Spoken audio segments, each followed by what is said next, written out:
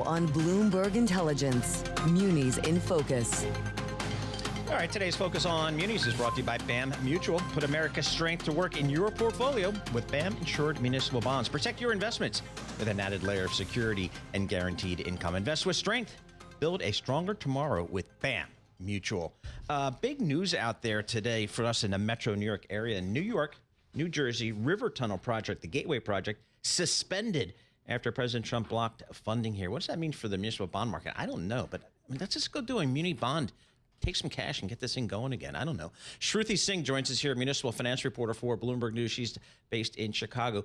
Shruti, is the municipal bond market financing any of this Gateway Rail project in the greater New York, New Jersey area? I think the bigger concern right now is in terms of the federal flow of funds. Yep. The difficulty with that is what has halted the project today. A lot of infrastructure projects are funded in various ways, and federal funding for transit projects is actually a very key component. And I'm based here in Chicago. We certainly have, questions about federal funding going forward for projects here. But this is today in the New York area is sort of the biggest, evidence of some of these challenges. Yeah, they just basically halted work after 2 years. And just getting it started again is going to be massive. In about an hour's time, my train's going to go right by this thing as I go back to the shore. So I would report in if they're there, but I'm guessing they're not there now. No, there's no funding. Okay. So right. That's part of it. All right, so Shruti, we're going to go ahead.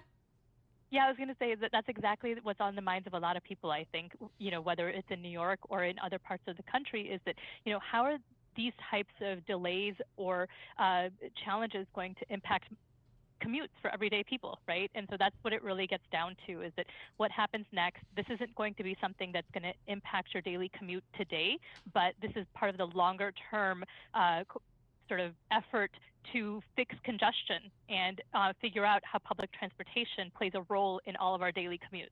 Absolutely. And we should mention that New York and New Jersey are seeking a temporary restraining order that would force the administration to continue funding the project. There is a hearing set for federal court in Manhattan on Friday afternoon. Okay, very good. We'll watch to see if that results in anything. Meantime, Shruti, you have also written about how in your backyard, the Chicago Bears are now the focus of a new push in Indiana's House of Representatives. They're looking at trying to lure Chicago over to the neighboring state. Yeah, so I've been following the winding road of where the next Bears stadium is going to be for a few years now. Initially, a few years ago, there was questions about whether the stadium was going to be built in suburban Arlington Heights.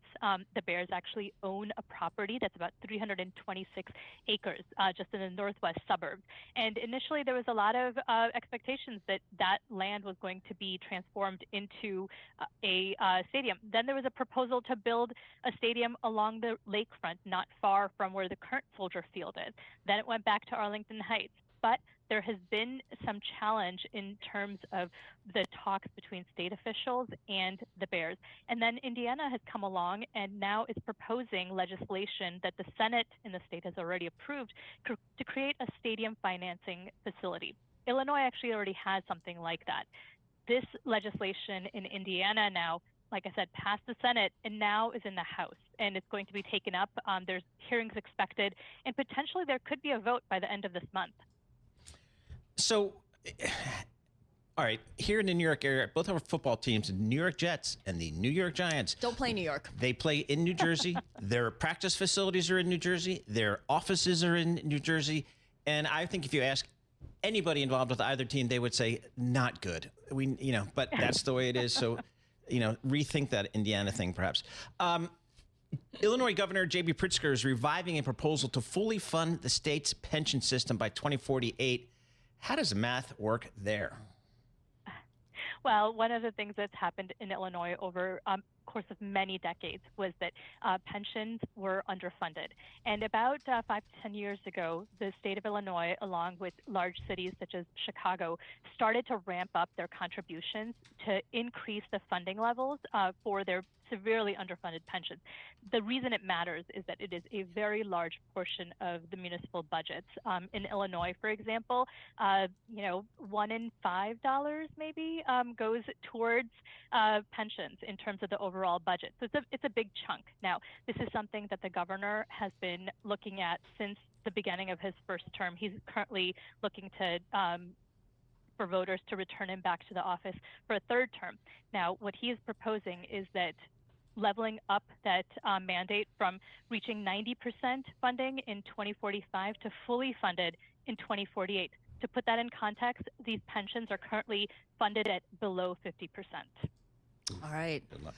Yeah, exactly. Good luck with that. Shruti, thank you so much. Shruti Singh is our municipal finance reporter joining us from Chicago with the latest from the muni market. Put America's strength to work in your portfolio with BAM Insured Municipal Bonds. Protect your investments with an added layer of security and guaranteed income. Invest with strength. Build a stronger tomorrow with BAM Mutual.